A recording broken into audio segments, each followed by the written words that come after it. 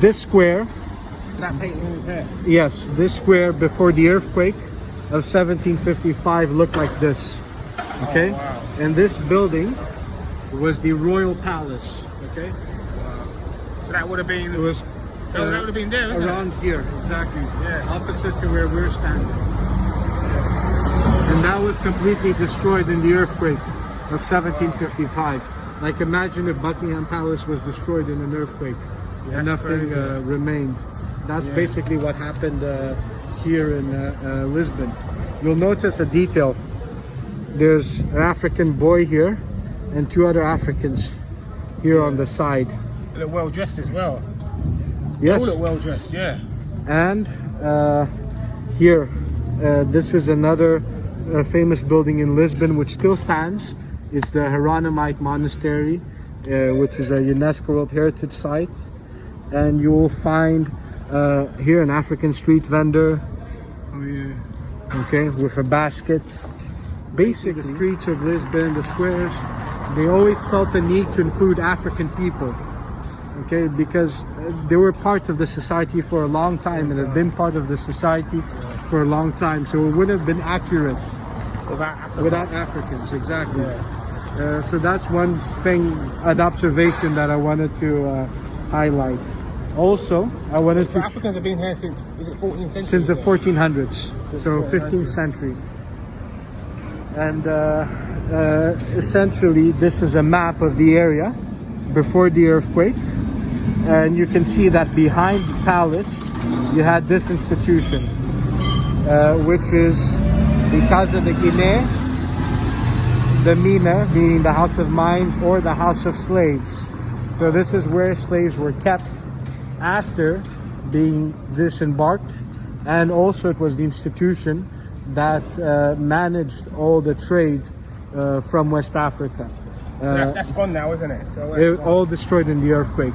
This is another one of the markets. This market was called the market of the Old Pillary, and this is the customs building, which would have been at the little field of onions where we stopped. Okay, Oh, okay.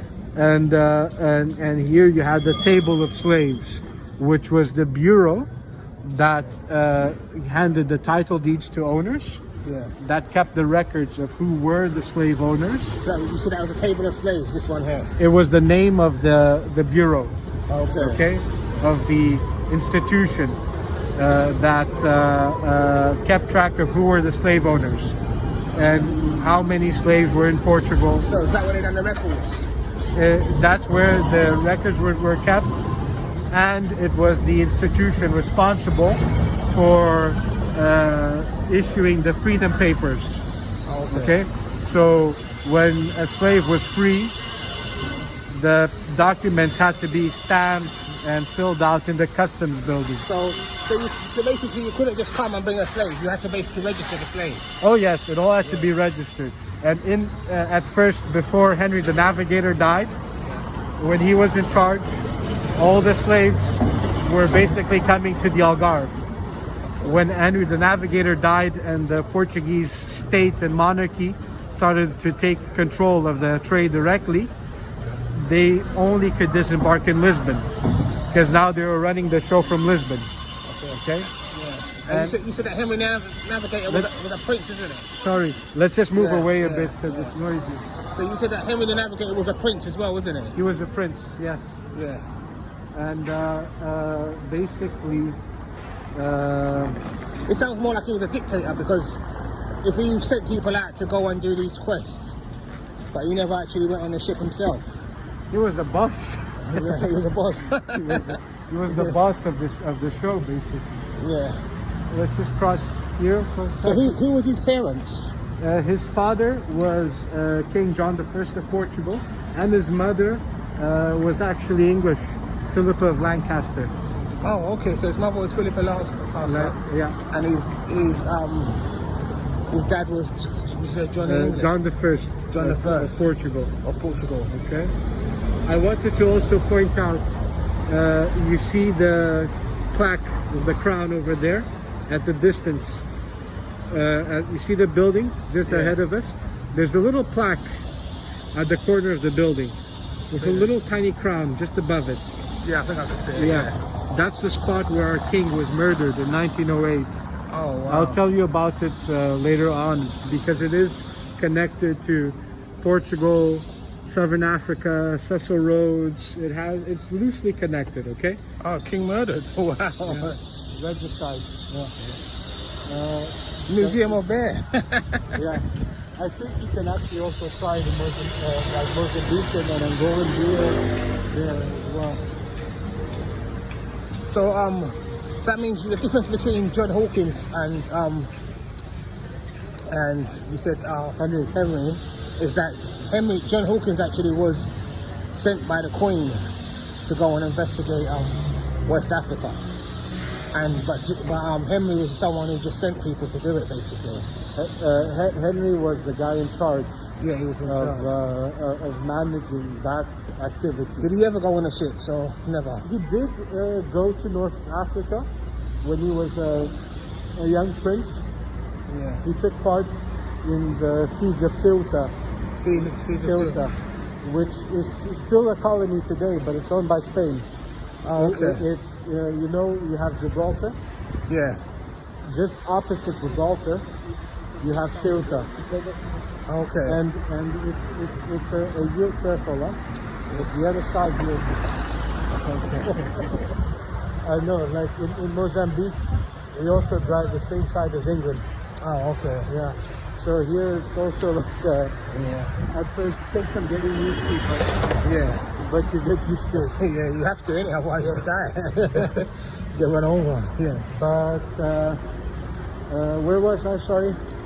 He was explaining about you were just explaining about the murder, and then you was explaining about Henry went over as a child. Oh, as a young prince, a teenager.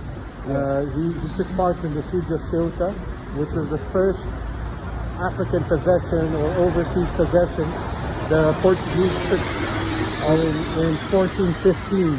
1415. Okay. So is that how they knew what was in Africa? Well, they knew what was in Africa from their contact with the Arabs. The Arabs, through the trans-Saharan trade, would bring commodities and slaves to the Mediterranean and to Europe as well. Okay, so the Arabs were the first, basically. The Arabs were the first to cross the Sahara Desert, but they did it with camels, with caravans. They did it on foot. In the Indian Ocean, they would use ships, but it was mainly a trade that happened in caravans on foot. Okay. So did the Arabs ever bring them here? Did Arabs actually bring the slaves to Portugal before the Portuguese did? They did. And then that's what they knew what was there, so that's when they started investigating more. They did, and basically, let me show you a map.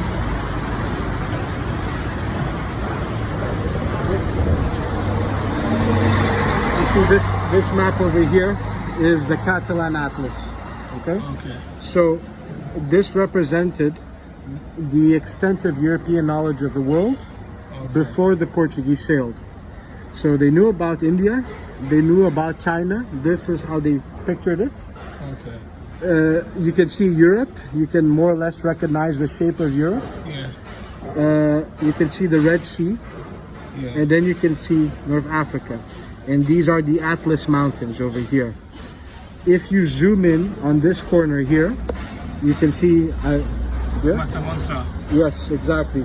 So he brought a lot of attention, didn't he? You know, they knew about him. They knew about the wealth of Timbuktu.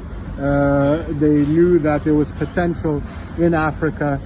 However, they couldn't really bypass the Muslims in North Africa. They didn't have the manpower to do it. That's why they used the ships. Okay, so instead of like conquering the North Africa, they said, okay, let's just sail around it. Okay. Oh yeah, so they spent them for the sides. Exactly. Because they didn't have the muscle power to go with them. Yeah. No, they didn't. No. So they just okay.